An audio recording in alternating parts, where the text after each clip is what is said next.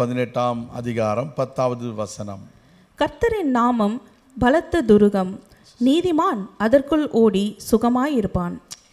கண்களை மூடி ஜெபிக்கலாம். எங்கள் அன்பின் பரலோக பிதாவே, உமது நாமம் பலத்த துருகம், நீதிமான் அதற்குள் ஓடி சுகமாயிருப்பான் என்று சொன்னீரே, உமக்கு ஸ்தோத்திரம். ஆண்டவரே, இந்த வேளையிலும் இந்த வார்த்தையை நாங்கள் சரியான முறையிலே புரிந்து கொண்டு இதை எங்கள் வாழ்க்கையிலே அபியாசப்படுத்த கர்த்தாவே நீர் உதவி செய்யும்படியாக நாங்கள் ஜெபிக்கிறோம். எங்களை தாழ்த்தி ஒப்பு கொடுக்கிறோம். பெரிய காரியங்களை செய்திடலும் இயேசு கிறிஸ்துவின் நாமத்தில் நல்ல பிதாவே, ஆமீன். கர்த்தர் நல்லவர். கர்த்தருக்கு நன்றி செலுத்துவோம். இந்த அருமையான காலை வேளையிலே நமக்கு முன்பதாக இந்த ஒரு படத்தை நம்ம பார்க்குறோம் இல்லையா? அது ஒரு பெரிய ஒரு கோபுரத்தை நம்ம பார்க்குறோம். இந்த கோபுரம் பழைய நாட்களிலே தேவனுடைய பிள்ளைகளுக்கு பாதுகாப்பிற்காக கட்டப்பட்டிருந்த ஒரு அமைப்பு. ஏதாவது ஒரு ஆபத்து வந்துவிட்டால் உடனடியாக அந்த கோபுரத்திற்குள்ளே போய் அவர்கள் ஒளித்து கொள்வது அவர்களுக்கு பழக்கமாக இருந்தது. அதுதான் அவர்களுடைய முறைமையாக இருந்தது. இப்போ நீங்கள் பார்த்தீங்கன்னா, ஒரு ஹரிக்கேன் வந்து விட்டதென்றால், ஒரு பெரிய ஒரு நிலநடுக்கம் வந்து விட்டதென்றால் எல்லாரும் ஓடிப்போய் ஒரு ஷெல்டர் என்று சொல்லப்படுகிறதான ஹரிக்கேன் ஷெல்டர் அப்படின்னு சொல்கிறாங்க. இல்லை என்று சொன்னால், அதாவது ஏதோ ஒரு ஸ்கூலில் கொண்டு போய் இதை தான் நீங்கள் பாதுகாப்பான இடம் என்று சொல்லி நீங்கள் அங்கே போய் ஒளிந்து கொள்ளுங்கள் என்று சொல்கிறார்கள். சில அடிக்கடி நிலநடுக்கங்கள், அடிக்கடி இந்த மாதிரி சூறாவளி, ஹரிக்கேன், ஸ்டாம், டொர்னேடோ இதை மாதிரி வரக்கூடியதான இடங்களில் என்ன செய்கிறாங்க, அந்த வீடுகள் கட்டும் பொழுதே ஒவ்வொரு வீட்லையும் பேஸ்மெண்ட்டு கட்டாயம் இருக்கணும் அப்படின்னு பட்டதான கவுண்டியில் ஒரு கோடு இருக்குது. அது அட்லாண்டா, ஜார்ஜியாவில் உங்களுக்கு தெரியாது. நீங்கள் விஸ்கான்சின் அந்த பகுதிகளுக்கு போனீங்கன்னா அவங்களுடைய வீடு கட்டும் பொழுதே எல்லா வீட்லேயும் ஒரு பேஸ்மெண்ட் இருக்கும். அப்போ இங்கே நமக்கு பேஸ்மெண்ட் இல்லையே, நம்ம என்ன செய்யணும்? அது மாதிரி ஒரு ஹரிக்கேன் வந்தால், ஒரு டொர்னேடோ வந்தால் என்ன செய்யணும் அப்படின்னு சொன்னால் என்ன சொல்லப்படுது? கிளாசெட்டுக்குள்ளே போய் ஒளிந்து கொள்ள வேண்டும். பேஸ்மெண்ட் இல்லாதவங்க, பேஸ்மெண்ட் இருக்கிறவங்களுக்கு பேஸ்மெண்ட் தாராளம், அங்கே போய் ஒளிந்து கொள்ளலாம். எல்லாருக்கும் பேஸ்மெண்ட் இருக்க வாய்ப்பு இல்லை. அதுக்காக நான் இனிமேல் பேஸ்மெண்ட் உள்ள வீடு தான் பார்க்கணும் பாஸ்டர். நான் நீங்கள் நல்ல ஒரு ஐடியா சொன்னீங்க. ஆவியானவர் இன்றைக்கி என் கூட பேசினார். நான் இது வரைக்கும் பேஸ்மெண்ட் உள்ள வீடு வாங்கலாமா, நாங்கள் ஸ்லாபில் உள்ள வீடு வாங்கலாமான்னு நாங்கள் ரொம்ப ஒரே விவாதத்தில் இருந்தோம். இன்றைக்கி ஆவியானவர் பேசினார், இனிமேல் என்னது பேஸ்மெண்ட் உள்ள வீடு தான் நம்ம வாங்கணும் அப்படின்னு சொன்னீங்கன்னா, கர்த்தருடைய பிள்ளைகளே, பேஸ்மெண்ட்டையும் தூக்கிட்டு போயிடும் டொர்னேடோ. அதனால இயேசுவின் நாமந்தான் பலத்த துருகம். விசுவாசிங்கிறோம் ஒரு அழிய சொல்லுங்க. இயேசுவின் நாமந்தான் பலத்த துருகம். இன்னைக்கு நம்முடைய துருகம் எதுவாக இருக்கிறது? அதுதான் நம்முடைய கேள்வி. அநேக மக்களுடைய துருகம் பணம், அநேக மக்களுடைய துருகம் பின்னணி, அநேக மக்களுடைய துருகம் என்ன? சிபாரிசு. அநேக மக்களுடைய துருகம் என்ன? ஏதாவது அவங்க நினச்சிக்கிடுவாங்க, அது தவிடுபடியாக போயிடும்.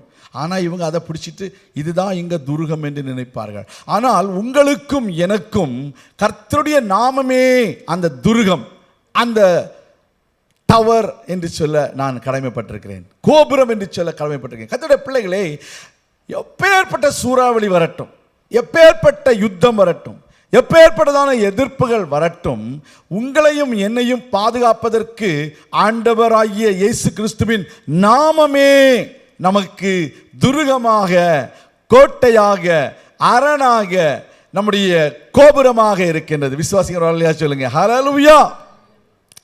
அது எப்படி நடக்கும் என்று கேட்டால், உலக பிரகாரமான ஒரு சம்பவத்தை நான் வேதத்தின் அடிப்படையில், வேதத்திலிருந்து நான் உங்களுக்கு எடுத்து வைக்க விரும்புகிறேன்.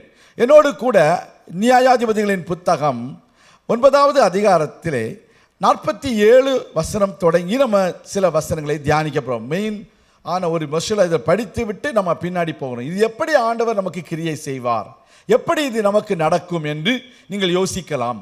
அதனால நான் இந்த நியாயாதிபதிகள் 9வது அதிகாரத்திலே 47ஆம் வசனம் தொடங்கி வாசிக்கிற பொழுது சீகேம் துரத்துக்கு மனுஷர் எல்லாரும் அங்கே கூடியிருக்கிறது அபிமெலேக்கு அறிவிக்கப்பட்ட போது அபிமெலேக்கு தன்னோடு இருந்த எல்லா ஜனங்களோடும் கூட சல்மோன் மலையின் ஏறி தன் கையிலே கோடரியை பிடித்து ஒரு மரத்தின் கொம்பை வெட்டி அதை எடுத்து தன் தோளின் மேல் போட்டுக்கொண்டு தன்னோடு இருந்த ஜனங்களை நோக்கி, நான் என்ன செய்கிறேன் என்று பார்க்கிறீர்களே, நீங்களும் தீவிரமாய் என்னை போல் செய்யுங்கள் என்றான். பார்ப்போம். இந்த இடத்துல அபிமெலேக்கை குறித்து நம்ம பார்க்கிறோம்.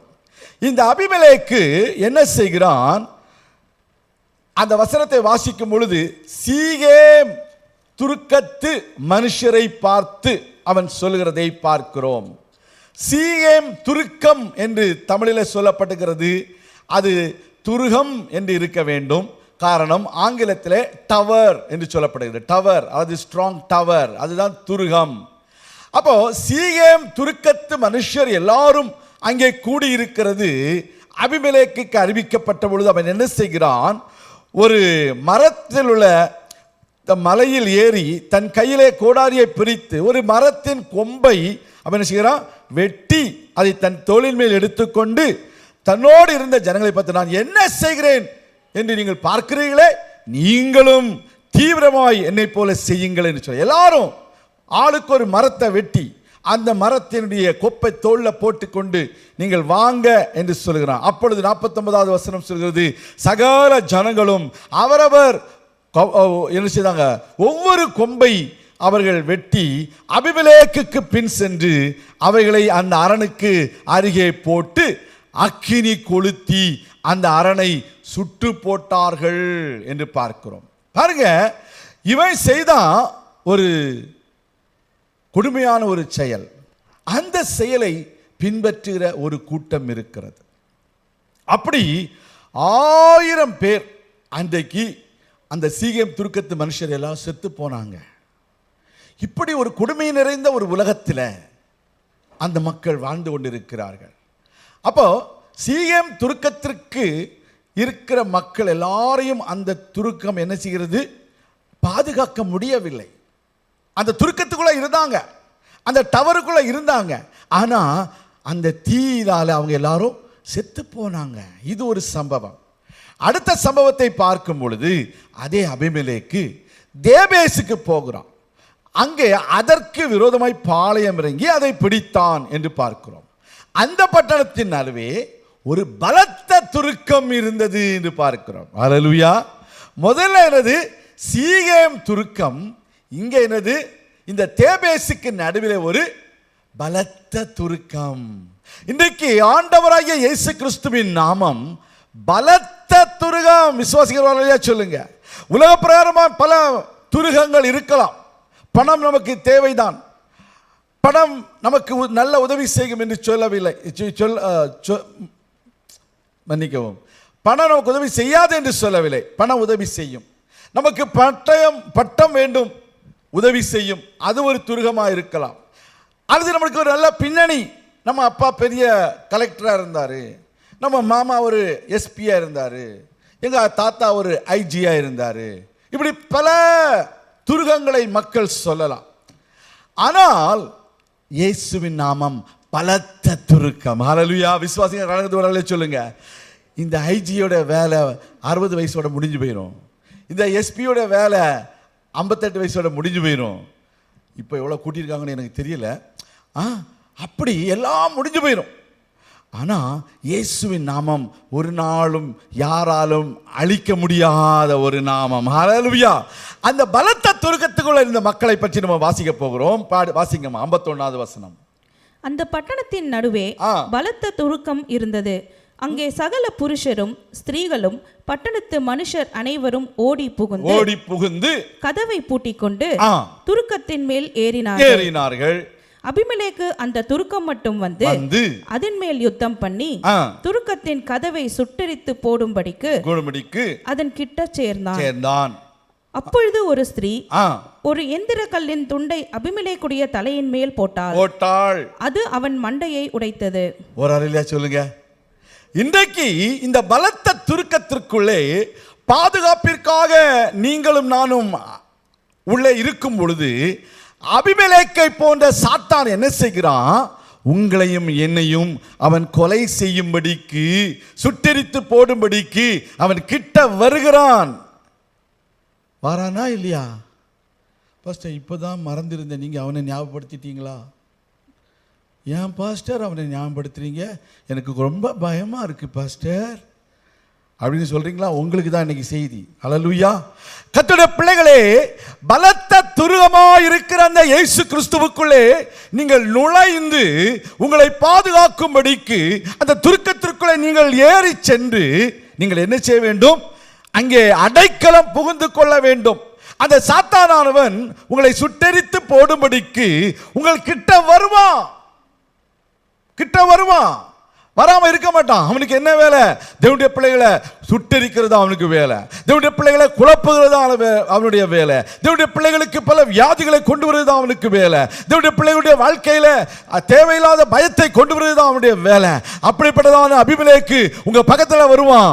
ஆனா என் ஆண்டவராகிய இயேசு கிறிஸ்து அந்த ஸ்திரீயை போல கல்வாரி சிலுவையில அந்த அபிமெலேக்குடைய தலையை நசுக்கினார். விசுவாசிக்கிறவர்கள் இல்லையா சொல்லுங்க? அந்த ஸ்திரீயானவள் எப்படி ஒரு பலத்த கல்லை எடுத்து அந்த அபிமெலேக்குடைய தலையில போட்டு உடைத்தாளோ, அதே போல ஆண்டவராகிய இயேசு கிறிஸ்து கல்வாரி சிலுவையில அந்த அபிமெலேக்காகிய அந்த பிசாசுடைய தலையை நசுக்கினார் என்று சொல்லி நம்ம எழுமிட்டு வரோம். சொல்லுங்க அல்லேலூயா. கர்த்தருடைய பிள்ளைகளே, உங்களுடைய வாழ்க்கையில இந்த பலத்த துருகமாகிய இயேசு கிறிஸ்துவுக்குள்ளே நீங்கள் அடைக்கலம் புகும் பொழுது அவர் உங்களுக்காக இறங்கி வந்து அந்த அபிமெலேக்குடைய தலையை நசுக்கினார். ஹல்லேலூயா. ரோமருக்கு நிருபம் 16ஆம் அதிகாரம் 20வது வசனத்தை நீங்கள் வாசிக்கும் பொழுது நம்முடைய வார்த்தை சொல்கிறது, சமாதானத்தின் தேவன் தாமே சாத்தானை உங்கள் சீக்கிரமாய் உங்கள் காலின் கீழே நசுக்கி போடுவார். விசுவாசிக்கிறோம் இல்லையா சொல்லுங்க? ஹல்லேலூயா. அவர் உங்க துருக்கத்தின் பக்கத்துல வரலாம், உங்க வேலைக்கு பக்கத்துல வரலாம், உங்க குடும்பத்துக்குள்ள குழப்பத்தை கொண்டு வரலாம். ஆனா அவன் ஜெயிக்க முடியாது. அவனை கர்த்தர் தலையை நசுக்கினார். விசுவாசிக்கிறோம் இல்லையா சொல்லுங்க? அநேகர் எவ்வளவு அவனுக்கு பயப்படுறீங்களோ அந்த அளவுக்கு அவனுக்கு இடம் கொடுக்கிறீங்கன்னு அர்த்தம். ஆமென். அல்லேலூயா. நம்ம பயப்படக்கூடாது. விசுவாசிக்கிறவர்கள் இல்லையா சொல்லுங்க? அல்லேலூயா. தேவனுக்கு கீழ்ப்படிந்திருங்கள், தேவனுக்கு பயந்திருங்கள், சாத்தானுக்கு எதிர்த்து நில்லுங்க. அதுதான் ஆண்டவருடைய வார்த்தை. பாஸ்டர் இப்படி சொல்லி சொல்லி தான் நானும் ட்ரை பண்ணுறேன் வீட்டில் போன உடனே. ஆனால் போன உடனே பிரச்சனை வீட்டில் தான். அம்மா கூட தான், அம்மானா வீட்டம்மான உடனே வாடகைக்கு இருக்கிற அந்த வீட்டம்மா இல்லை, வீட்டில் உள்ள வீட்டு தலைவர் இருக்காங்க, அவங்க தாங்க பாஸ்டர் பிரச்சனை பண்ணுறாங்க. பிசாசு அப்படி தான் கொண்டு வருவான். தைரியமாக இருங்க, எதிர்த்து நில்லுங்க. யாருக்கு? அம்மாவுக்கு இல்லை, பிசாசுக்கு. எதிர்த்து நின்னீங்கன்னா அப்புறம் சாப்பாடு கிடைக்காது அம்மாவுக்கு. அம்மானு நான் சொல்கிறேன், நம்ம வீட்டு அம்மாவை சொல்கிறேன். தயவு செய்து ஏதோ உணவு கடை வச்சுருக்காங்களே அந்த அம்மாவை நினச்சிடாதீங்க. ஆமீன். கர்த்தருடைய பிள்ளைகளே, ஆண்டவராகிய இயேசு கிறிஸ்து அந்த சாத்தானின் தலையை நமக்காக நசுக்கி விட்டார். ஹல்லேலூயா. ஒரு ஸ்திரீயானவள் அந்த அபிமெலேக்கை அவளுடைய தலையில கல்லை போட்டு உடைக்கும்படிக்கு அவளுக்கு அவ்வளவு தைரியம் இருக்கிறது, அவளுக்கு அவ்வளவு துணிச்சல் இருக்கிறது. அவளுக்கு நான் இவனை ஒரே கல்லில் போட்டு உடைப்பேன் ஒரு வேகம் இருந்திருக்கிறது. எவ்வளவு அதிகம் நம்முடைய ஆண்டவராகிய இயேசு கிறிஸ்து. ஹல்லேலூயா. இன்றைக்கு அவருடைய நாமத்தை நம்புகிற உங்கள் வாழ்க்கையில, உங்கள் குடும்பத்தில், உங்கள் பிள்ளைகளுடைய வாழ்க்கையில அவன் வியாதியை கொண்டு வரலாம், குடும்பத்தில் குழப்பத்தை கொண்டு வரலாம், கடன் பிரச்சனைகளை கொண்டு வரலாம், தேவையில்லாத மிஸ் அண்டர்ஸ்டாண்டிங்கை கொண்டு வரலாம். ஆனா நீங்களும் நானும் நம்முடைய துருகமாகி இருக்கிற ஆண்டவராகிய இயேசு கிறிஸ்துவுக்குள்ளே நீங்கள் அடைக்கலம் புகும் பொழுது அவருடைய நாமத்தினாலே நீங்கள் அந்த அபிமெலேக்காகிய அந்த பிசாசை ஜெயிக்க கர்த்தர் உங்களுக்கு அதிகாரத்தை கொடுத்திருக்கிறார். விசுவாசிக்கிறோம் இல்லையா சொல்லுங்க? எனக்கு அதிகாரத்தை கொடுத்திருக்கான்னு சொல்லுங்க, தைரியமா சொல்லுங்க. அந்த அபிமெலேக்க தலையில கல்லை போட்டு உடைக்க எனக்கு ஆண்டவர் அதிகாரம் கொடுத்திருக்காருன்னு நீங்க சொல்லணும். அப்பதான் உங்களுக்கு ஜெயம். அல்லேலூயா. அதுதாங்க நடந்தது. கொஞ்சம் யோசித்து பாருங்க. அவள் எந்திர கல்லை, 53வது வசனம் சொல்லுது, சாதாரண கல் இல்லைங்க, எந்திர கல். அப்படின்னா என்ன தெரியுமா? எந்திர கல்லாம் என்னது? அந்த காலத்தில் ஆட்டு குளவி, 2 விதமான குளவி உண்டு. ஒன்று மாவரைக்கிற குளவி, என்னது ஆட்டுக்குழவி, மாவை ஆற்ற குழவின்னு, மாவை ஆற்ற குழவி. இங்கிலீஷில் பார்த்தீங்கன்னா mill stone and upper mill stone. அந்த குழவியை என்னால் தூக்க முடியாது. குழவினா உடனே அந்த குழவி பேர்டை சொல்லிடுறாங்க, என்னது பக்குன்னு என்னவோ சொல்லிடுறாங்க. இது குழவினா நான் சொல்லக்கூடியது கல். தூக்கி போட்ட ஒரே அடி அடித்தா பாருங்க. இங்கே சில ஸ்திரீகளுக்கு அந்த ஒரு ஒரு ஒரு ஒரு தாளந்த ஆண்டவர் கொடுத்துருக்காரு. ஒரு அலையிலையை சொல்லுங்கள், ஒரு அலையிலையை சொல்லுங்கள். இந்த ஸ்திரீ என்ன செய்தா, இந்திர கல்லை தூக்கி தலையில் போட்டு உடைச்சு. இன்னொரு ஸ்திரீ ஜெயிச்சுட்டு வந்த ராஜாவா, வா வீட்டுக்கு வா பால் தாரன்னு படுக்க வச்சு என்ன பண்ணா, நெத்தியில ஆணி அடிச்சா. சகோதரர்களே ஜாக்கிரதை, சகோதரர்களே எச்சரிக்கையின் வார்த்தை. கல்ல போட்டாம ஆணி அடிச்சிடாம பார்த்துக்கோங்க. ஆமாம், அப்படி நான் சொல்ல மாட்டேன். இயேசு உங்களோடு இருக்கிறார். ஒரு ஆள் இல்லையா சொல்லுங்க. கர்த்தருடைய பிள்ளைகளே, நம்முடைய ஆண்டவர் நம்மோடு கூட இருக்கிறார். ஹல்லேலூயா.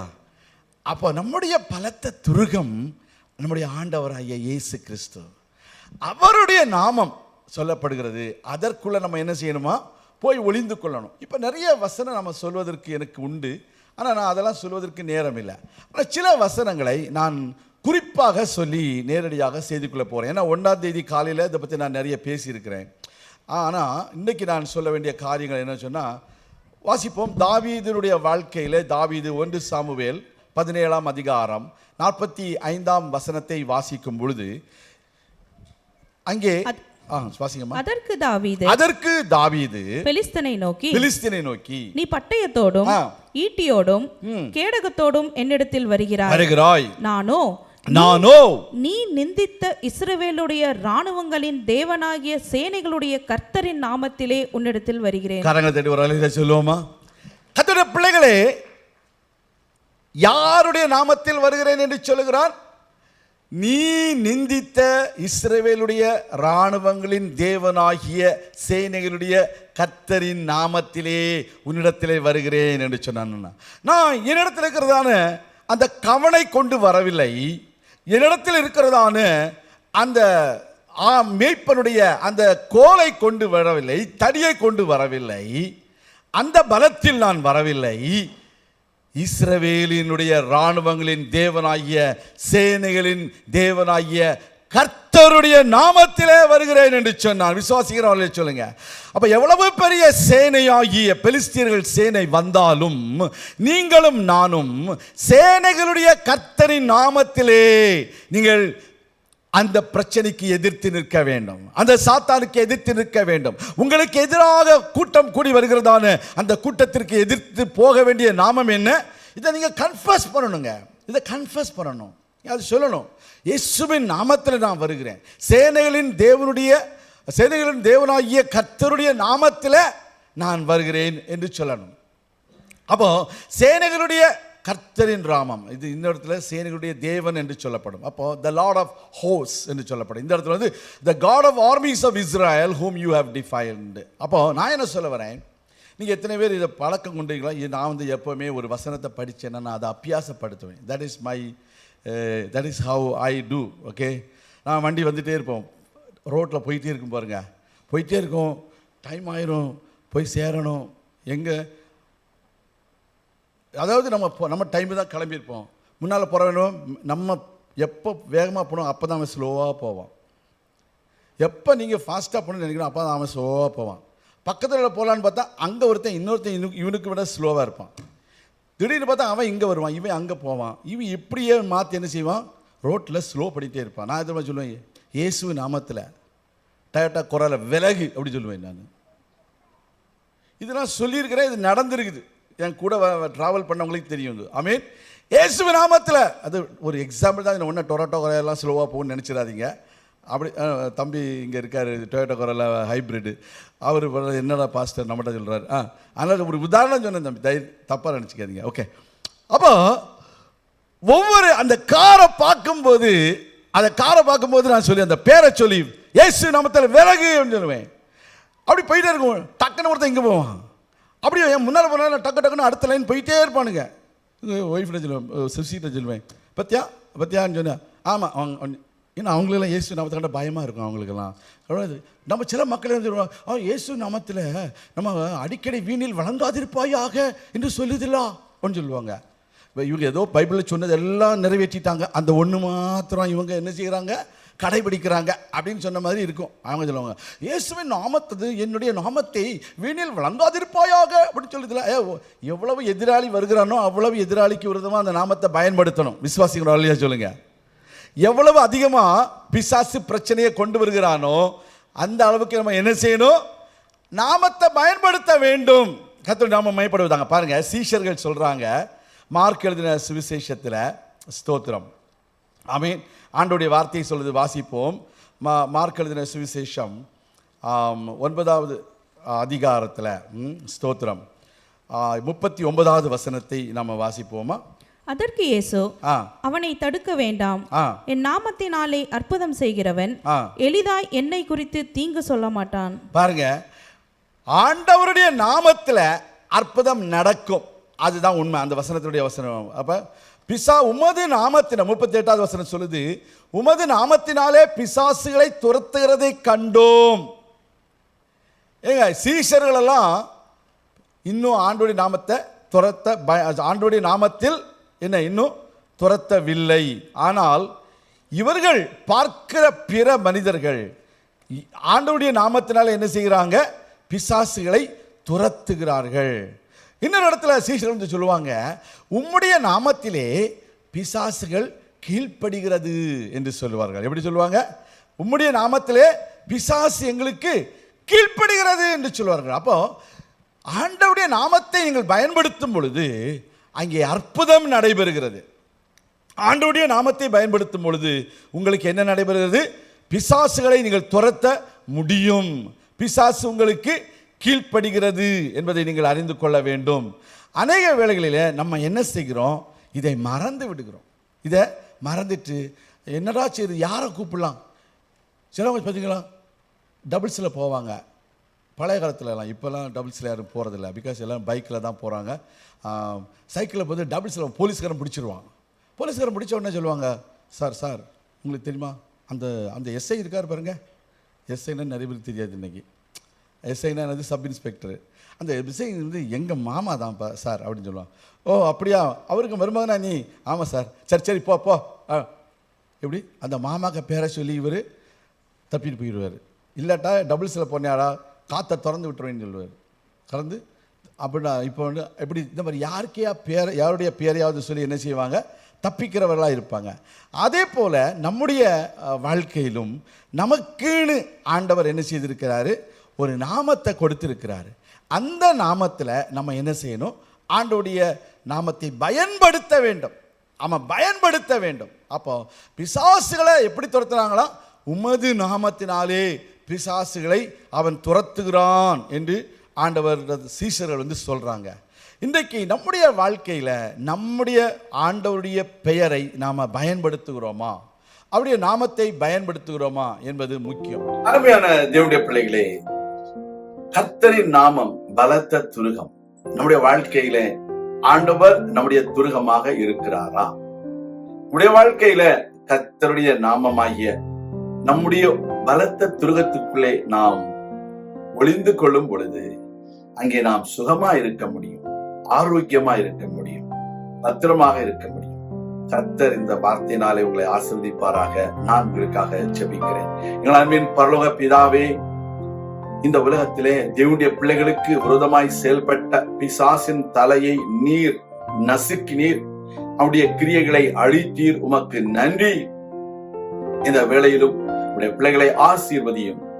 அவர்கள் சுபிட்சமாய் இருக்க, ஆசீர்வாதமாய் இருக்க, அவர்கள் வாழ்க்கையில நீர் சுகமாய் இருக்க அவர்களுக்கு உதவி செய்தரும். தாழ்த்தி ஒப்பு கொடுக்கும். எல்லா தடைகளையும் மாற்றி போடும். அற்புத அடையாளங்களை செய்தரும். இயேசு கிறிஸ்துவின் நாமத்தில் ஜெபிக்கிறோம் எங்கள் நல்ல பிதாவே, ஆமேன். கர்த்தர் தாமே உங்களை ஆசீர்வதிப்பாராக. ஆமேன்.